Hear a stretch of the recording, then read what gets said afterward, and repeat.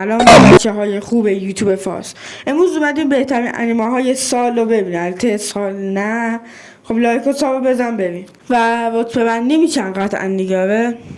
رتبه بندی نکنیم بهتره، چون که انیمه داغون رو قطعا شما نمیبینیم ببینیم، پس انیمه های خوب رو میبینیم.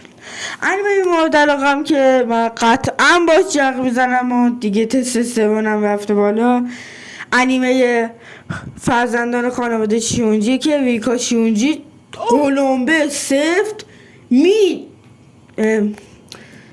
کشته.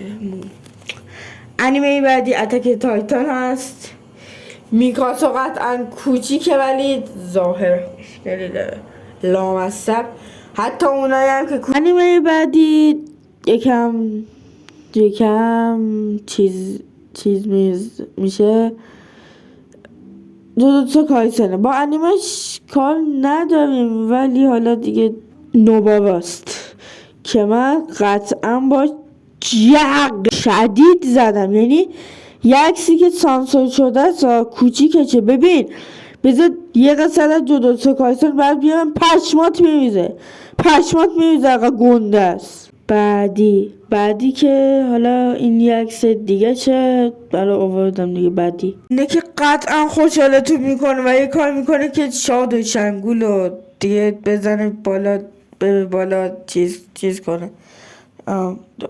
بگم چیز منم که همه تون با این انیمه خاطر داریم، بعضی هم برشون میاد. با تحقیقاتی که من به دست آوردم انگار که دوبلوویچ مرده و مطمئن نیستم ولی دیگه مرده و چند سال پیشه و هنوزم ازش یاد میکنن، از این انیمه خوب به نام انیمه وان پیس که نامی هم در آن داخل دارد که اون آخر بازی به سانجی میگه نه تو منو نمیکنی، یکی دیگه منو میکنه. من خیلی ناراحت شدم وقتی میدیدم ولی اصلا به تخمم نبود.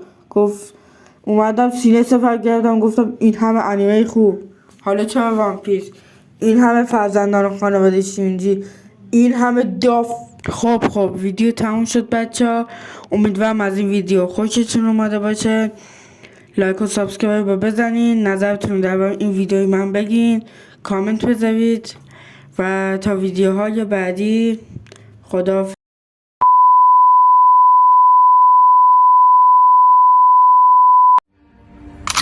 I got problems I solve them. I run through the money, the pressure be calling. Left on my blessings, I feel like I'm falling. The birdie is back, tell me I'm garbage. I'm going through something, that's why I ain't calling. Phone and progression is all that I wanted.